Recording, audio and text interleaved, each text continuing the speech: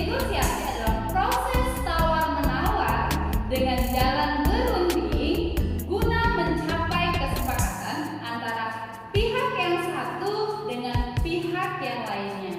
Anak ibu, pihak dalam hal ini itu bisa individual, bisa kelompok, bisa organisasi. Nah, sekarang kita akan membahas ciri-ciri dari negosiasi. Bagaimana sebuah teks dikatakan negosiasi? Berikut akan kita bahas secara mendalam. Yang pertama, dikatakan teks itu negosiasi apabila di dalam teks itu adanya partisipan.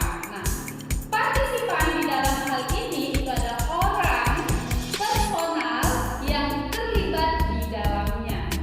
Kemudian, ciri yang kedua, dikatakan teks negosiasi itu apabila ada perbedaan kepentingan dari kedua belah pihak. Misal, negosiasi dalam hal jual beli bisa aja kepentingannya di situ yang satu penjual menjualkan barangnya dan yang kedua membeli barangnya. Ini salah satu perbedaan kepentingan. Nah, karena adanya perbedaan kepentingan ini, kita masuk ciri yang ketiga.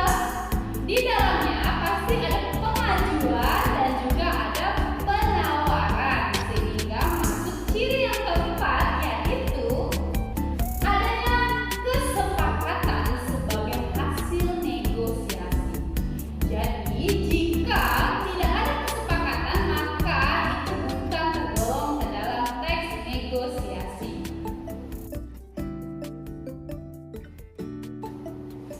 Anak ibu, sekarang silakan kamu perhatikan teks berikut ini.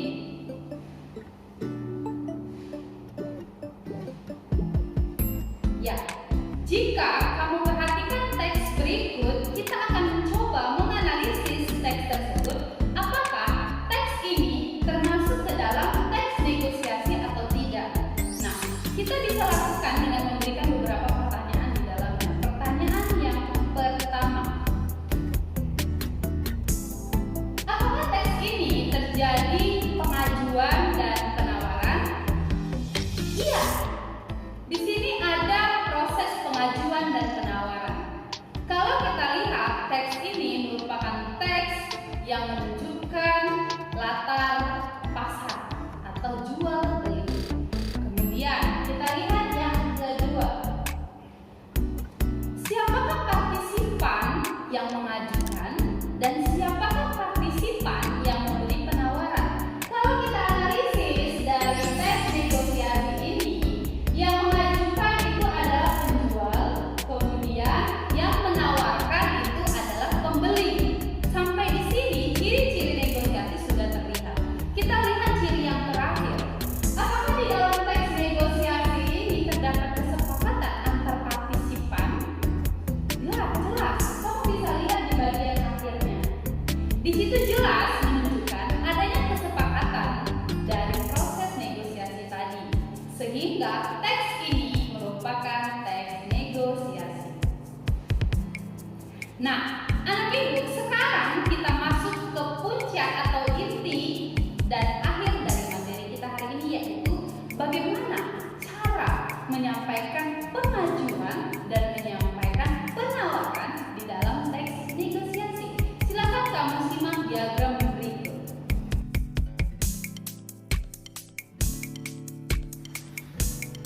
Jika kamu perhatikan cara penyampaian pengajuan dan penawaran, ada 4 hal yang harus kamu perhatikan. Yang pertama itu ada keterampilan berbicara.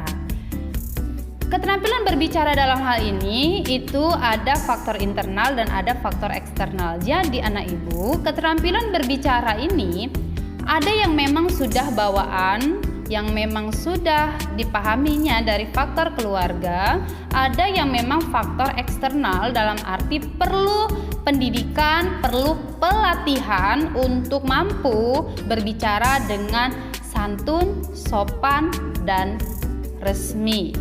Kemudian kita lihat berbicara yang efektif. Dalam hal ini kita bisa lihat dari 3 poin. Untuk mampu berbicara efektif dalam negosiasi itu kita harus mengawali pembicaraan. Nah, bisa dikatakan setidaknya sapaan. Kemudian langsung ke isi pembicaraan. Nah, kemudian yang ketiga, negosiator memberikan kesempatan lawan bicara untuk menyampaikan gagasannya. Jadi dalam hal ini kita harus mampu mengendalikan emosional kita saat kita melakukan negosiasi. Kemudian yang ketiga adalah prasyarat organis. Jadi prasyarat organis ini kita bisa lihat ada 3 tahap.